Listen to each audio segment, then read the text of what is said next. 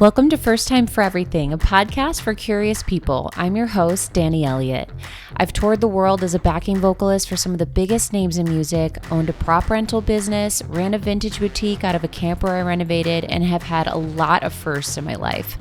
I created this podcast in hopes of inspiring you to take a chance on something you've been wanting to try for the first time. We're going to discover a lot of cool things together, and I'm so happy you're here.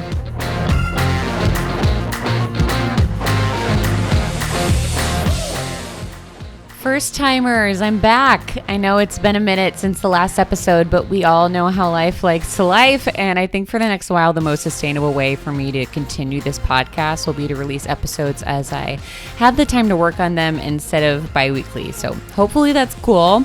Hoping I can get back to the bi-weekly schedule, but your girl has been busy, which I'm not complaining about. But anyway, thank you for sticking with me.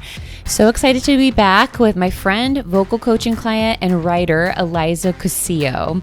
Eliza is a multi-talented creative, but her main gig is writing for TV and film. TV writing has always really interested me, like trying to plan out a season, develop characters, wondering how you even break into that line of work. And so I thought I'd sit down with Eliza to have a chat about her journey. Eliza has written on The Daily Show with Jon Stewart, also Trevor Noah, Taika Waititi's This Flag Means Death on HBO, This Fool on Hulu, and many more projects. Her original scripts have been written up in New York Magazine, Vulture, AV Club, and Slate Magazine, and has premiered works at South by Southwest. She's an incredible woman, and I hope you enjoy First Time Writing for TV. One of the reasons you're probably listening to the show is because you like to learn new things, and Skillshare is the place to do just that. One of the founding principles of the internet was to give people access to information they wouldn't normally have access to, and Skillshare has taken this to the next level by creating 29,000 courses with new ones added to their roster every week, ranging from creative writing to marketing to website development and really whatever you're looking to get better at. You'll get to try Skillshare free for 1 month before choosing between two very affordable options at $29 a month or $165 for the year, which comes out to about $13.75 monthly, which is an insane deal for the amount of knowledge you'll be getting access to. Get 30% off your annual membership at the link in the show notes and start learning, well, everything. Now back to the show.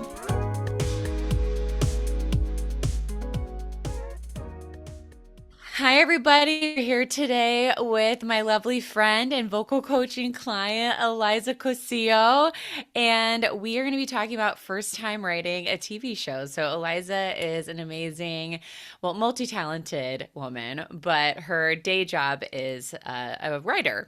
So did you always know you wanted to be a writer? Did you know specifically that you wanted to write for TV and film? No, I sort of fell into it in a Mm-hmm. way that's kind of actually I think a lot of people have this idea of being an actor that turns into being a writer, and Okay. that's kind of like how it happened for me. So I always was like I was the little kid practicing my Oscar speech in the mirror, and and so theater was really big to me. And then in high school I did this thing called comedy sports, which is short form improv. And this was like in the era of Whose Line Is It I Anyway? So, love it. I used yes. to live for Whose Line Is It Anyway? Oh my gosh. Colin Mockery and Ryan Stiles, Yes, the yes. best. So I did that, and then I just kind of got into like the comedy side of it Hmm. and doing improv. And then I went to New York to do improv and to work in TV. And from there, I kind of found myself becoming a better writer because I was writing so much to perform more. Mm. So they went kind of hand in hand. But yeah, I did not think of myself as a good writer until I started getting feedback. So yeah. It almost sounds like the writing was like a vehicle for you to, I mean, the same way music is too. It's like if you want to play your own shows, you need to have your own music. So it Right. sounds similar.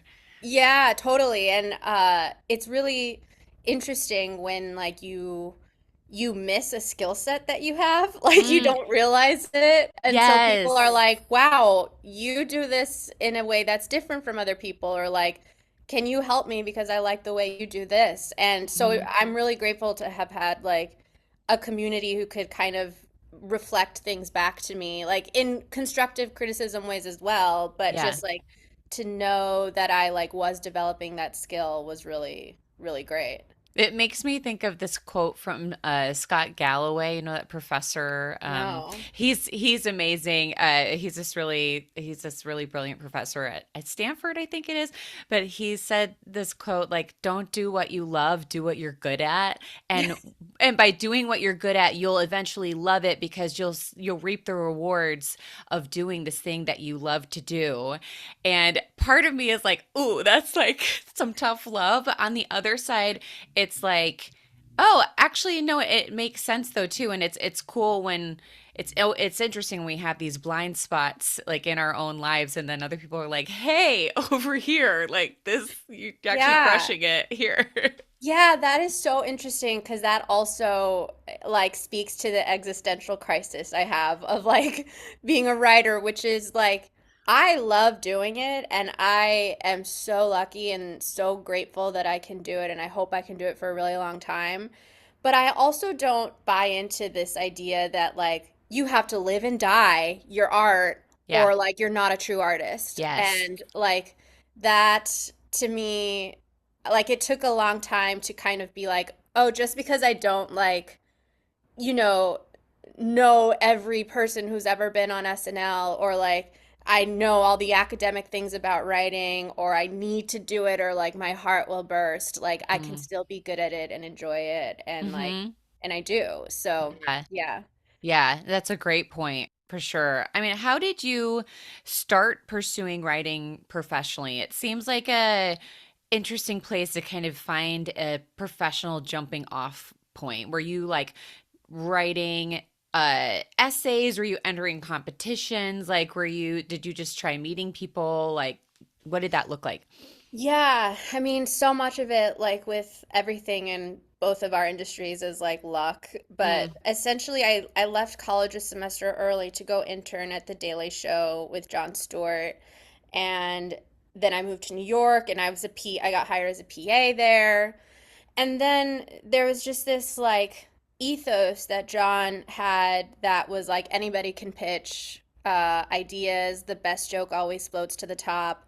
Like leave ego at the door and let's just like evaluate ideas as ideas and jokes as jokes. And so it was really like the best training ground to learn how to write, to learn how to pitch. mm-hmm. And joke writing for me is like uh it's something I've had to like get better at. It's not something that comes naturally to me. Like there's some parts of writing like that come more naturally to me, but working at like a literal daily show where like you have to pitch every day and then at the end of the day the show disappears and you have to do it again the next day, like it was Yeah. just such a great place to train and so many people there were so helpful to me of like reading my stuff and giving me feedback and Mm, I would submit to be a writer when they opened it up and I'd get feedback and yeah and then I just like got managers while I was there mm. and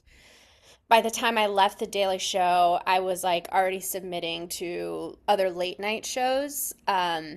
Because late night shows, the way you get into them as a writer is you submit what's called a packet. And it's Okay. basically like, depending on the show, it'll be like a packet of like joke ideas, monologue jokes, or like story jokes, or like sample first acts, different things like that. And so I was writing a bunch of those and I got a job off of that. So that's how I like became an official writer. Got it. Yeah. Okay. And just to backtrack for a second too. So were you in college for writing?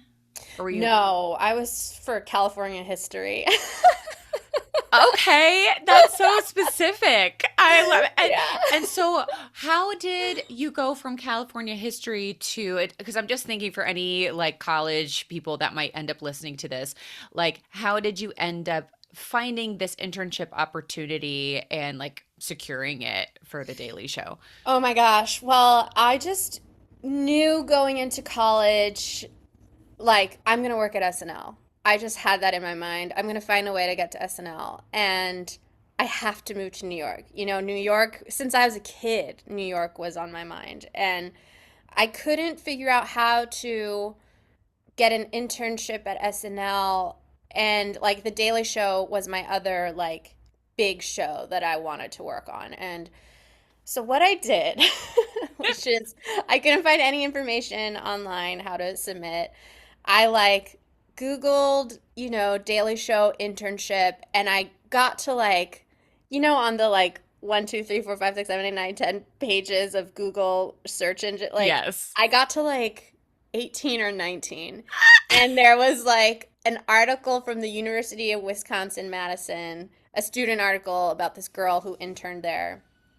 And I found her on Facebook and I messaged her and I was like, I'm so sorry, this is so random, but like I saw you intern at the Daily Show and I really want to intern there. I can't find any information on how to submit. Like, do you mind giving me advice? And she gave me the email to submit. She was so nice. I have to go back and find this girl because like she is the person who opened this all up for me and she Right? was like so nice to me, and that's how I submitted to be an intern. And I had to submit 3 times before getting it, but like that was the entry point.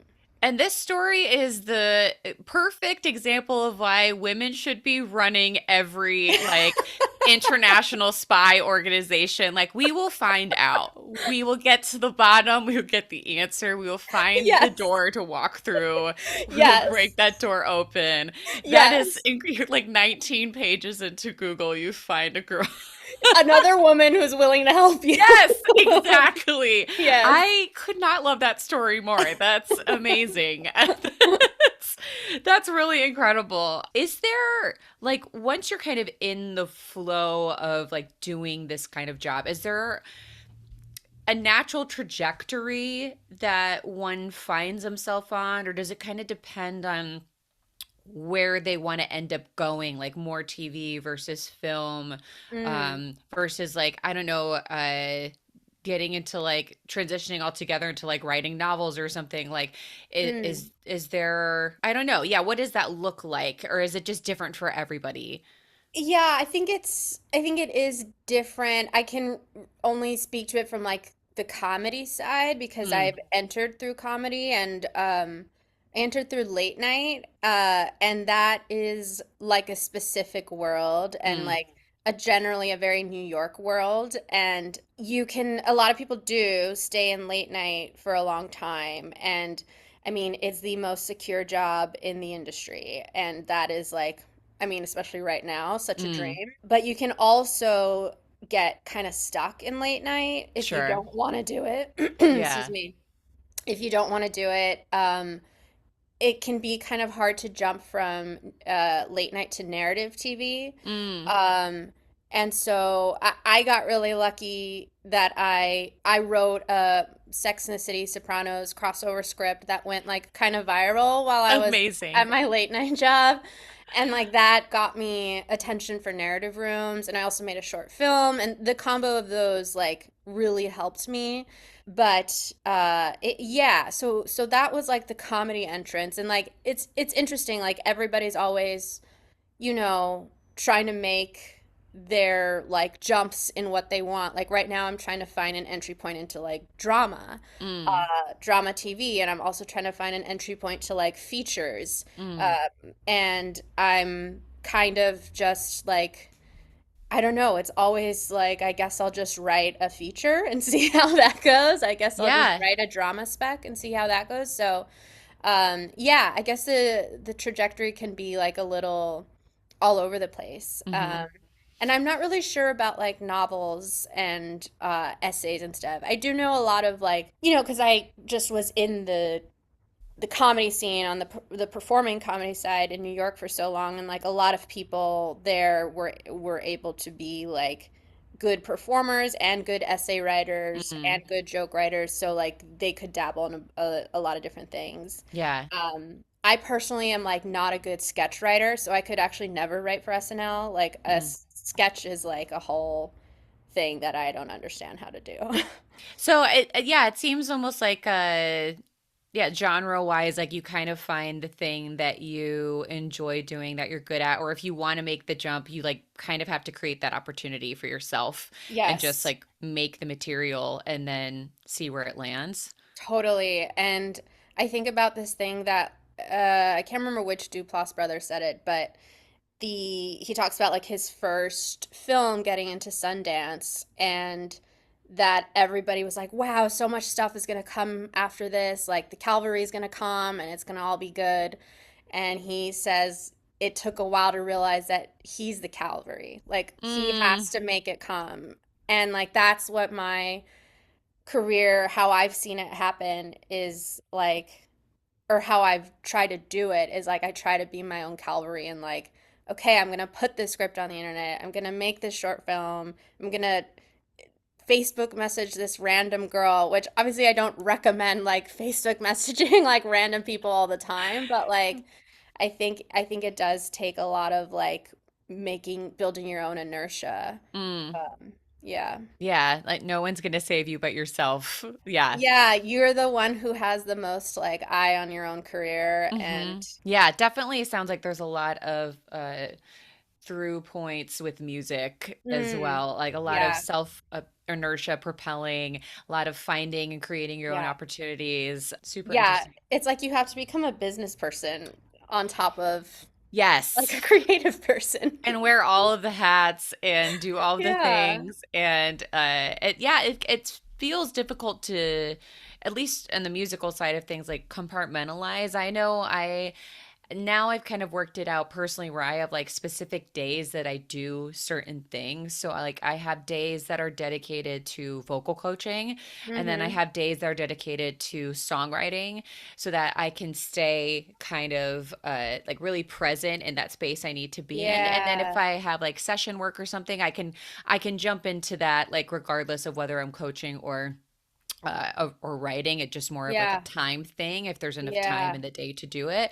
But I don't know, I found that having that kind of thing helps for me. Is there's helps for me. I found that having that kind of thing helps me kind of just stay get into whatever headspace I need to be in. But is there Yeah. something like that for you? Like, do you find that if you're writing comedy, you can't really jump into a drama space, or is it like a Hmm. season for you where you're like, oh, I'm in a comedy season right now, and then you Hmm. find yourself in like a drama season, or is it something also too that you find that you're like channeling that kind of vibe, or is it like I want to focus and like Yeah. manifest making this kind of material? That's such a good question. I wish I was better at like blocking my time and like setting up and every like writing advice book I've read has been like, make sure your environment is like what you want it to be, dedicate the time, make it consistent. And I am not good at that. And I really wish I was. And I know I would be more like fruitful if I was. And so that's something I struggle with. But I'm like gonna try what you're saying of like this day is this and this day is that because that Oh, sounds like by the way, I'm 39. That happened this year. Like, you know what I mean? You've got time. Like, it's taken me a long time to figure out how to just like block days off. So, isn't it crazy? It just all takes so long to like yeah. come into your own, like understand Yeah. what works best for you. I know. Well, I think a lot of it too is also like being okay with saying no to things, which I wasn't for a Mm, long time. I would just have so much FOMO and feel like I had to say yes to everything. And then it wasn't until I stepped back from music for a while that I realized how thin I had been spreading myself. And I felt like the quality of kind of everything I had been doing had been mm, suffering a bit. mm-hmm. And because I wasn't able to like really compartmentalize certain things. And I think having like taking a few years off and just focusing on vocal coaching has just Mm-hmm. given me like some perspective to do that. But yeah, I don't know, at least for me, it just felt like I just had to say yes to so much. And that's why I Yeah. had a hard time kind of figuring out what made sense for like my kind of creative energy. Oh, yes, that's so hard. I know like a couple times I like interviewed for shows that I didn't think were good shows that I like felt I had to say yes to. And not even like I think not even I feel like I have to I shouldn't say yes because it's not a good script, but just like it wasn't my style. It wasn't Mm. my vibe, you know? Mm-hmm. And I did these two interviews, and then independently, like a friend from a past show who's like a veteran writer called me and was like, "Hey, I just happened to like know the two people you interviewed with, and like they both said like that you seem not really into it." And I was like, "Oh my God, I guess like That it's energy that translates. energy's translating." And again, it's not even that I thought they were like I know I said I thought they were bad. What I mean is like they weren't my thing. They just weren't No, my right for like you. they weren't right for me. And I had to one learn that like the interview is a little bit of a performance. You have to Mm. like really kind of sell yourself and like be excited about the project. And Mm. two, that like sometimes something just is not for you and it's okay to say no at the top. But it's hard, especially like at a time like this when there's like not a lot of work. So, Yeah, and you feel like you have to take certain things. I've definitely been in that place before with yeah. certain gigs that people have been like, "Hey, would you be willing to like go out for the BGVs on this like tour?" And I've been like, Hmm. like I really need the work, but also like I don't think I'm the right person for the job. So is it even worth like putting myself forward? Yeah. Because that's gonna show, Yeah. Yeah. and then you kind of have to decide based on that. But what is just going back to an interview, like what does an interview for like a writing job look like? It's basically at the point that you get the interview, your script has been read and they like your script, and your script can be uh like your sample pilot that you've written or like an original pilot for a new idea for a show. It used to be that you would submit with a spec, which is like a sample episode of a specific show. Hmm. So like the famous story is like Donald Glover got into the 30 Rock room off of a Simpsons spec. Oh, okay, cool. Yeah, yeah. Specs for whatever reason that I don't really understand because I think a spec is a great way to show you can write for a specific voice and you Yeah, can write for a show. But for whatever reason, specs have kind of lost like there's just like a favor for like original pilots. So anyway, once they like your script, they'll call you in for an interview and then it's fairly, in my experience, they've been fairly casual. Like it's some people describe it as like it's kind of just a vibe check to see if hmm, like you're somebody who they'd want to be around with at midnight if things are like hitting the fan and things are not going well. Like, are you going to be like a cool person? Are you going to be yeah, okay? yeah. But I think it's just like there's so many puzzle pieces that go to making a writer's room, and so I think it's just like seeing if you're one of those pieces that would fit in Mm, and it's hard to not take things personally, but yeah. like it really isn't personal when you're like making a whole room because it's just like creating a whole, like it's creating a whole, and there can be a million reasons why you don't fit into that exactly. Totally. Same thing with music too, for sure. Women's health is extremely important to me, and I think modern fertility is one of the most exciting, accessible new advancements to come out in recent years to help us really understand our bodies more. Whether you're ready to pop out a mini me like yesterday, or the thought of being someone's parent after the night you had last night seems light years away, knowledge is power. Understanding how our bodies work to better be able to prepare for the future and take better care of ourselves right now is game changing. Modern fertility doesn't just offer fertility testing, it also offers birth control, prenatal vitamins, ovulation and pregnancy tests, and just launched a sperm kit. Because fertility isn't just a woman's job, okay? So click the link in the show notes for $10 off your modern fertility hormone test and join the thousands of women who refuse to let fertility be a mystery. Now, back to the show. When you're pitching like a potential episode for something or a script, like how long does that, how many pages does that have to be? Like if it's an original concept, is there like an expected kind of number of characters or something, or trajectory that they want to see it like peak in a certain place, or what does that like just kind of technically look like? Like if I'm writing this my original script. Yeah, to submit to potentially be a writer on a show. I mean, it's something that like it well, first of all, it's like my agents hold on to it and can submit that to a bunch of places. So Oh, like cool. yeah, luckily I don't have to like do one for every Okay. job application.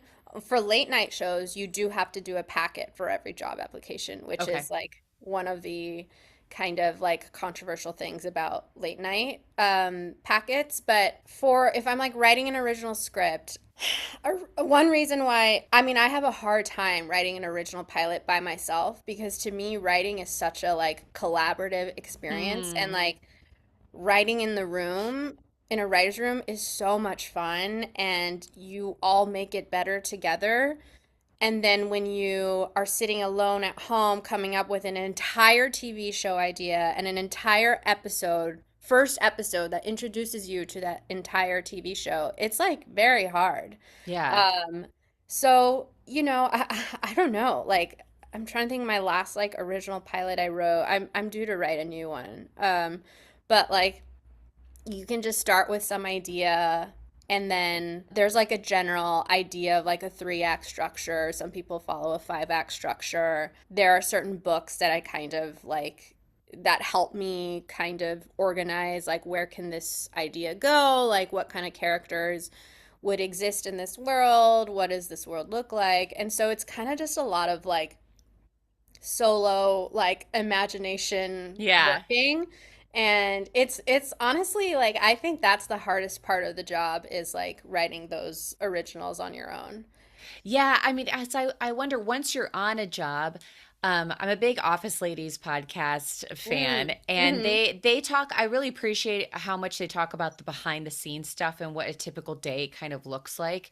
So, like when you're actually on a job like that, at least on their show, they made it seem like different people would be selected to write different episodes, and Mm-hmm. then they would bring their episode in, and then the whole like writing team would go through it like together, but they would initially write that. Like, is that how that generally works? And like what is like a typical writing day look like once you're actually on a show? Yeah, in my experience, it's been that like everything kind of gets broken, and by broken, I mean like beat it out, like outlined, together as a room. So the first like week or so of a writer's room is kind of we call it like blue sky territory where any you just kind of throw ideas out and be like, "Oh, I thought about maybe this character would be cool doing this," or like thought about an episode here or like what if this happens?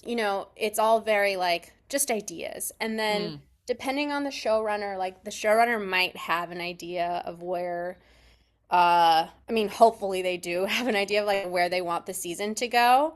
And like maybe they have certain episodes in mind. So then it just kind of starts like culling down until you have like 8 episodes and what each one would be. And then you go through an episode. I'm trying to think of timing. Like on my last job, we would probably spend like around 3 days or so breaking an episode all together. So doing like a basic outline all together. Then the writer assigned to that will take that basic outline and do a more detailed outline, which would go from like a 3-page outline to like not like a 15-page outline. Then from there, like the showrunners will give you feedback on it, and you either adjust the outline or go to script, and then you're like writing the script on your own. But so much by the time you're writing the script, it's actually quite easy because the mm, outline will be so detailed and it'll be so filled with jokes from other people in the room, like ideas from other people in the room, and the showrunners will fine tune it. So it's kind of like especially in that room that I'm thinking of, there was also this ethos of like somebody's episode is not really their episode. It's yeah. still kind of like everyone's episode. But of course, there has to be a written by Yeah. credit. So like it does go to someone, and that person does like lead it. But Hmm. yeah, it is so collaborative. And is the timeline on that? I know on Office Ladies, they said it's usually around like a week from like starting the script to like finishing the shoot on, and I don't know if that's just like old school, like, 'cause, back then they were doing so many episodes per season that it Yeah, had to be yeah. fast. What is that timeline like now from like conception of script to execution of the episode? Ugh, it's honestly, the landscape is so different, even just from like that era to now, that I can't picture going like script to shooting in a week. It seems insane. Like It even seems, back then, that seemed like it was such an insane timeline to work on. yeah, I mean, I guess there would be, versions of the draft that like maybe a few versions into the draft, like finishing that draft and then a week to shoot. I Mhm. I can see, but like to think of the first draft and then a week later we shoot, I don't know. But like yeah, that comes from an era of like first of all, they were probably such a well-oiled machine at that point, and like they had, 20 episode seasons or something, Mhm. and I'm sure they had like a lot of time and also like so I don't know, but like I'm trying to think because it depends too on like who the network is. So like I've worked at a Sure. show where like they want to see the episodes early. They want to see the scripts really early. And so like the first half of the writers room, we have a bunch of scripts. Or we won't start shooting until we have all the scripts. Oh, wow. Uh, Okay. yeah, so actually I would say like when I worked on a multicam, the scripts weren't all done before we started shooting, but like in my last job, all the scripts were done before we started So kind shooting. of So different, like based on the network, based on the show yeah. timelines. Yeah, and I Yeah. think I know there are rewrites like I mean up till the 11th hour, but I Mhm. don't know. Yeah, I'm not sure like what Yeah. I mean, it would have been so cool to be a fly on the wall in the office writer's room. What would you say some of your steepest learning curves were, like in Hmm. this job? I think the idea to like not get too precious about your pitches or to Mm. not get like not feel bad more so if like something you pitch doesn't work. And of course like that can still happen to me, but like I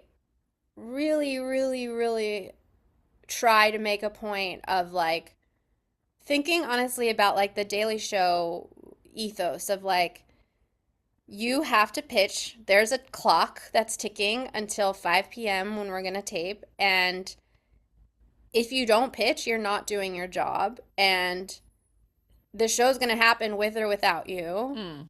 And everything you do today will disappear tonight and you'll have to do it again tomorrow. Mm. So that kind of helped a lot with being somebody who's very sensitive and my feelings can get hurt very easily, that was something that like I'm really glad I had exposure to at like a formative my early 20s and Yeah. that like has kind of stuck as at least a north star of what Mm. I want to be, how I want to approach this. And I think like I've been in rooms where there are writers who don't really talk, and I will say some writers' rooms, not ones that I know. I think they tend to be more drama rooms. I've heard stories where like staff writers who are like the lowest level writers are like people don't want them to talk. So there's like some weird old school hierarchies in some rooms. I'm lucky to have never been in one of those, but yeah, so all to say, I was in a room where there was this writer who didn't talk very much, and it like made me crazy because I was like, why are you here? Like, Yeah. even if you have an idea, I'm all about like pitching the idea that's like half an idea and being Hmm. like, guys, this is like not really it, but maybe there's something to this area And we can build it and together. we can build it together. I say this in every interview, but I'm like, I'm in the writer's room the way I was on the soccer field, which was I had like the highest assist score, and that is kind of my jam. Like, of Yeah. course, I'm always trying to score, Yeah. but like, I really think it's helpful to just bring out, like, not just like say random shit or say whatever comes to mind, but like to still like intentionally pitch, even if you don't have it Yeah. quite right. Yeah. Yeah. Again, also like so similar to songwriting, one of the best pieces of advice my songwriting teacher in college gave us was to not edit an idea as it's coming out of your head. Oh, Just get it out yes. and then you can edit it later. But if you're trying to refine it as it's developing, it's never gonna Uh, make it to yeah. the page. You're never gonna get clarity on it. It's just gonna be muddied, you know, and I that love that. changed so much for me with songwriting. I think about it even when I still get in my head nowadays, or, you know, I'm like, oh, is that going to sound stupid if I say that? Or it's like, Yeah. just get it out. And someone else usually has a way of being like, well, okay, what if we said that, but like this? And then you're like, that, Yeah. there it is. That's it. That's Yes. what I was Yes. trying to say. Like, you know? Exactly. Yes. Oh my God. I know. There are so many times where I, I mean, I think of this job as like you're kind of oscillating at me and my personality, I am oscillating between like thinking I'm, the worst writer who ever existed and thinking I'm like a genius person. Yep. And and like sometimes I'll write something and I'll be like, "Wow, I was really channeling this. This feels so right. I can't wait to wake up tomorrow and look at this." And then I look at it and I'm like, "What the F was Say this?" less. Say less. There are so many voices. This is like a running songwriter joke. Like, you know, wake up in the middle of the night, like inspired and like sing something into our voice memos. And we're like, that's going to slap so hard tomorrow. And then you bring it to a session and it sounds like, and we're like, oh God, no, volume down. Like, don't. Like,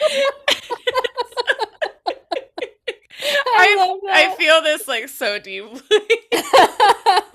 But that's why it's so great to like surround yourself with people who accept your voice memo like Yeah. that and accept, are like, Everyone gets it. They're like, ev- been there yesterday, been there right now, like yes, constantly there, you know? It's yes, yeah. totally. Oh, I That's love that. that's awesome. I love it. Let's wrap it up with this. Any advice for aspiring would-be writers? If someone Uh, could tell you something you wish you knew like when you started out, like, you know, like what mm, would that be? um, I mean, honestly, the piece we were just talking about, I would say is a really huge part of it. Mm, And I would say also like, you know, leaving ego at the door is only going to help you. It's mm, only going to help you. It's only going to help the writing. And I mean, also this is a long game, and I think it's very easy, and I know we've like talked about this to like get wrapped up in like, oh, somebody I came up with is like now doing this and like I wish I was doing that and comparison, yes, yes. disparison. Yeah. Yeah. Disparison, I never heard that. I just said it right now and I was like, that's not okay. We'll roll with it. The perfect example of not editing.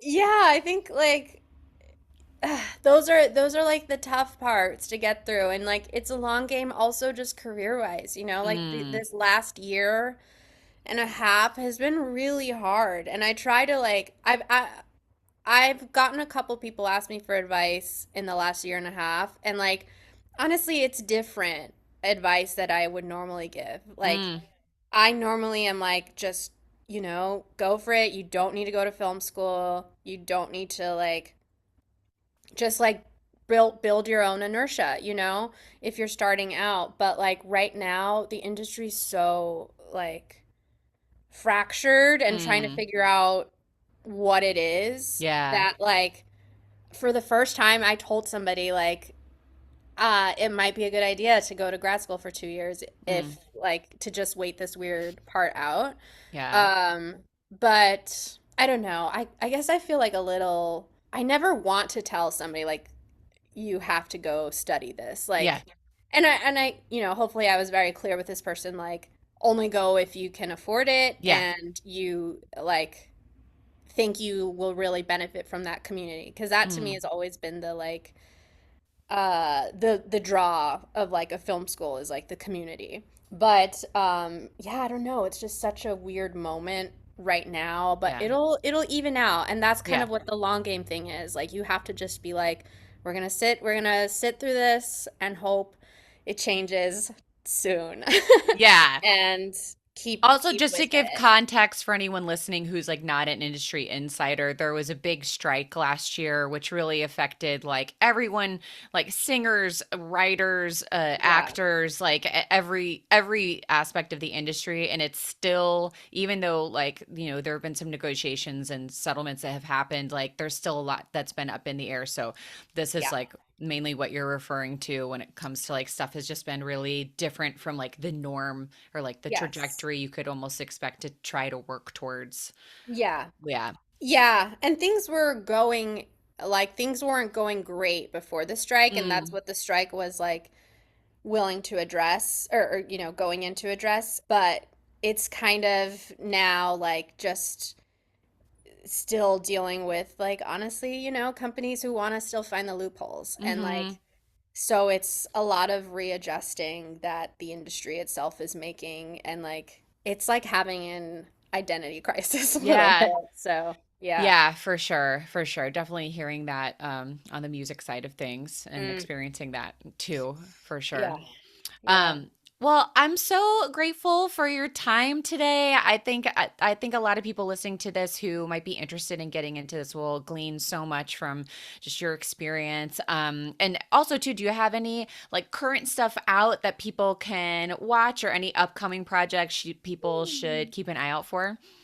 Well, I wrote on both season one and season two of This Fool, which is on Hulu, Mhm. and it's been out for like a little bit now, but like it's like one of my favorite things that I've worked on, and I just want everyone to watch it.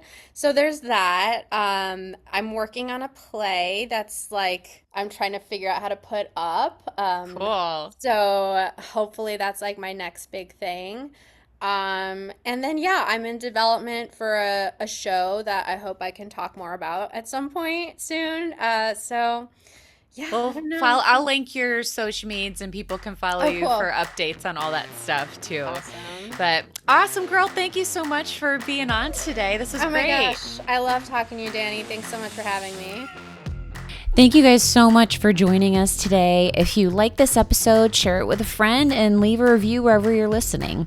If you want to keep up with Eliza, you can do that over on Instagram at Ellie Del Sol. That's ELIDELSOL. And if you want to hang out with me on Instagram, I'm over there at Danny Official, DAANI Official. I also recently changed my TikTok handle. It used to be at FTFE Pod, but I'm posting more over there than just about the podcast, so I changed it to my name. So now it's at _ Danny Elliott, and that's just how my regular name is spelled. So _ DANIELLIOTT. Hopefully that's not too confusing. First Time for Everything is produced by Sheilas Productions, and our theme song Closer is sung by me, written by me and my friends The Royal Foundry, and produced by The Royal Foundry.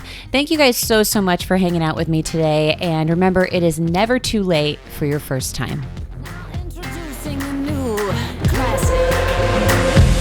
That's up to saying things to see, don't